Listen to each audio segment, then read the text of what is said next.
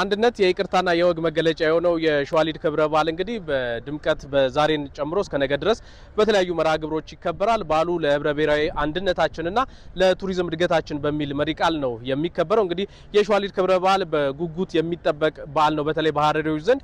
ይህ ቀን እንግዲህ በተለይ የተለያዩ አልባሳትን በመልበስ ባህልን በማስተዋወቅና የተለያዩ ባህላዊ ዝማሬዎችን፣ ባህላዊ ጭፈራዎችን በመጨፈር የሚከበር በዓል ነው። እንግዲህ በዓሉ በተለይ የወንድማማችነትና የእህትማማችነትን እሴት በሚያጎለብቱ የተለያዩ ሁነቶች እንደሚከበር የክልሉ ባህል ቅርስና ቱሪዝም ቢሮ በመግለጫው አስታውቋል ማለት ነው። በዓሉን ለማክበርም የተለያዩ ቅድመ ዝግጅቶች መጠናቀቃቸውን ነው ቢሮ የገለጸው።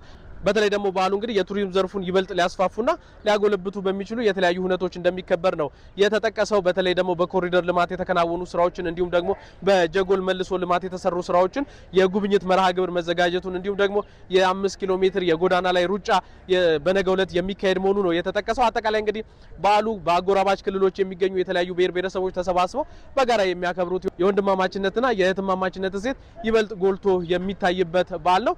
እንግዲህ በዓሉ ከረመዳን ጾም በኋላ የሸዋል ወር ለ6 ቀናት ከተጾመ በኋላ በማጠቃለያው ላይ የሚከበር በዓል ነው ማለት ነው። በተለይ የሀረሪ ሴቶችና ባህላዊ አለባበሶች በዚህ በዓል ላይ በድምቀት ይታያሉ ማለት ነው። እንግዲህ የሸዋሊድ በዓል የተባበሩት መንግስታት የትምህርት የሳይንስና የባህል ተቋም በቦትስዋና ባካሄደው 18ኛ ጉባኤው ላይ ከማይዳሰሱ ቅርሶች መካከል መመዝገቡ ይታወሳል ማለት ነው። እንግዲህ ሀረሪ ክልልም በዩኔስኮ 2 ቅርሶችን እንድታስመዘግብ ያስቻለ ነው ማለት ይቻላል። እንግዲህ የሸዋሊድ በዓል ዛሬ ቀኑን እንዲሁም ደግሞ ምሽቱን ጨምሮ እስከ ነገ ማለዳው በተለያዩ መርሃ ግብሮች በድምቀት የሚከበር ነው የሚሆነው።